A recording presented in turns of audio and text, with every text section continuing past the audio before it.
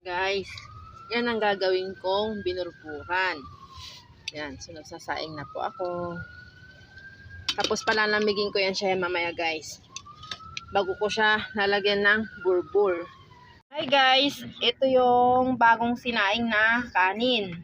So, palalamigin ko muna siya ng ilang minuto dahil hindi siya pwedeng lagyan ng burbur kung mainit siya. Kaya kailangan siyang palamigin na maigi.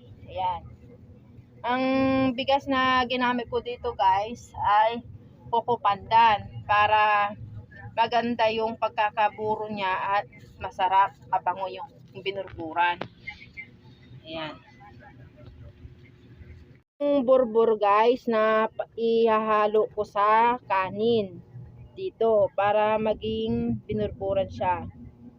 Ayan. Ito yung burbur. Nabibili to guys sa Pangasinan, 10 pesos ang isa. So buburuin ko to guys sa loob ng 3 araw. Depende sa kung mainit, depende yun sa weather guys. Kung sobrang init, mabuburo ko na siya ng 2 days. Yan. Start! Tuturugin ko muna siya guys. Yan. Turugin ko muna siya bago ko siya yalo sa kanin.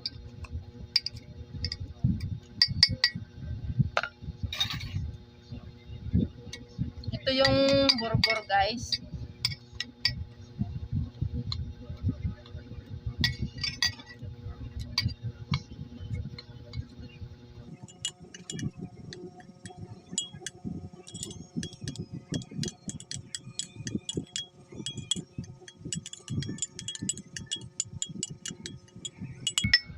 So, durog na siya guys. Ilalagay ko naman siya dito. Ihahalo ko dito sa kanin. Itong burbur. So, maglalagay muna tayo na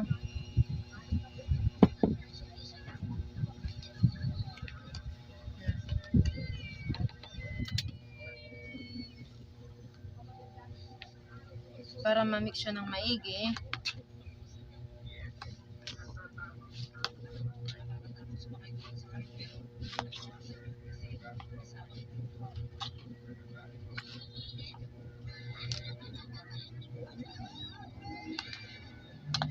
Tapos, lalagyan ulit.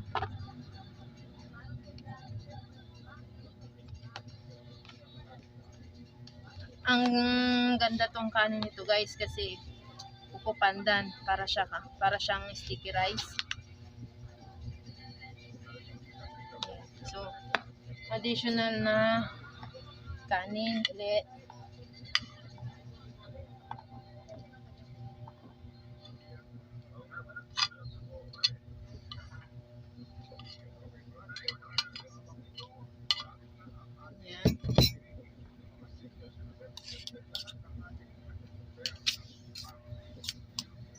Tapos, nalagyan siya ulit guys ng burbur.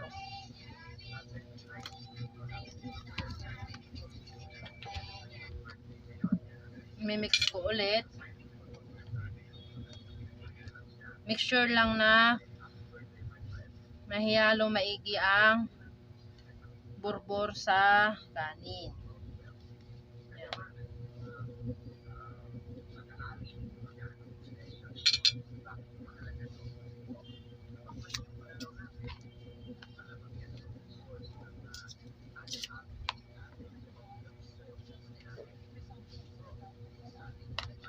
So, lagyan natin ulit.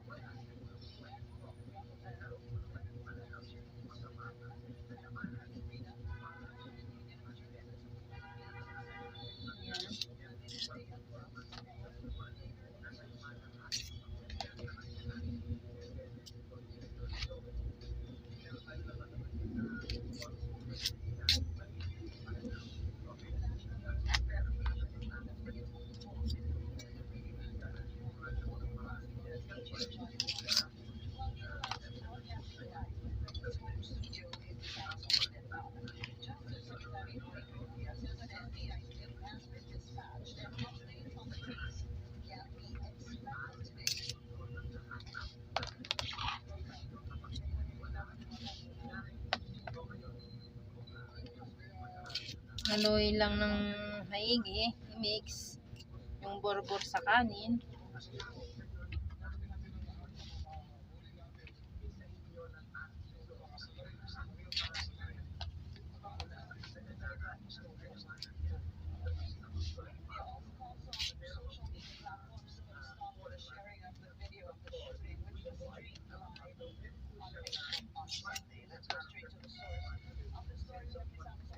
Yan, so na-mix ko na guys. Ang gagawin ko naman ngayon ay kailangan ikalat. Tapos isiksik siya parang walang hangin na nakakasingit sa gitna.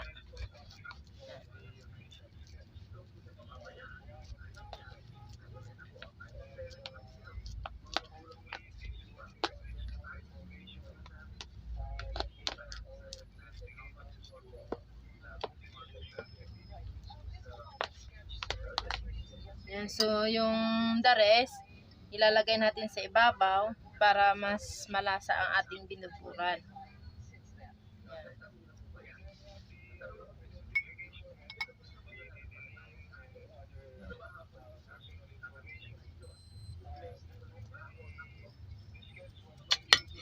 Tapos gaganyan yan.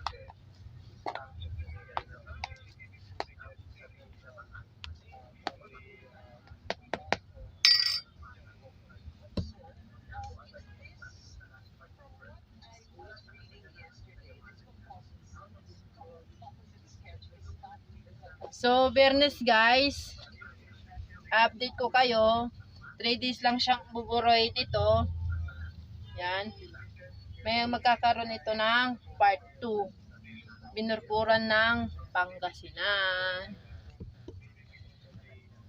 So, option lang guys. So, wala akong dahon ng saging o banana leaves. So, ganyan lang siya guys. Tatakpan ko lang siya ng ganito. Tapos, babalutin ko siya ng tela at ilalagay ko sa timba. Doon sa lagayan ng bigas para mas mabilis siyang maburo. Yun, pwede na siyang kainin. Ayan. Siguruhin na natin guys.